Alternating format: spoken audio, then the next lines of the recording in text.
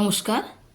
আমি আপনাদের কাছে এই যে এসছি দেখাচ্ছি, এই যে দেখতে পাচ্ছেন এত সুন্দর সাজানো গোছানো, এগুলো কিন্তু কোনো প্লাস্টিক ফুল নয়, এগুলো অরিজিনালি ফুল।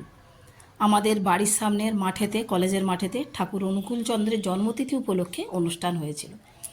এত সুন্দর অনুষ্ঠান আমি এর আগে সামিল হতে পারিনি।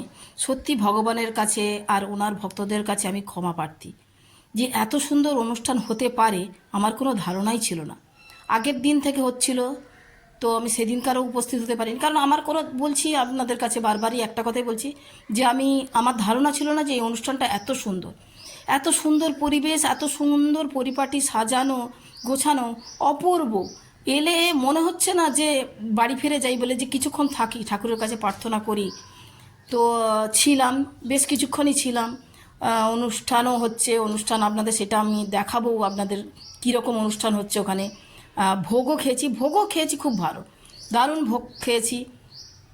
আর এই যে দেখতে পাচ্ছেন এখানে আমি যেহেতু এনার দীক্ষিত নই, তো অনুমান করছি ইনি মাতাজি হবেন হয়তো। আর এনারা যে যা সব আচার্য দেবী হবেন, কারণ আমি শুধু কেবলমাত্র ঠাকুর অনুকূলচন্দ্রদেবকেই চিনি।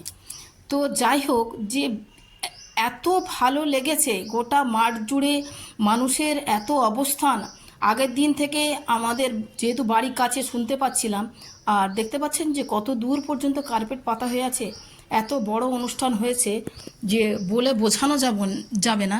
আর দেখুন প্যান্ডেল দেখতে পাচ্ছেন কত দূর পর্যন্ত প্যান্ডেল হয়েছে।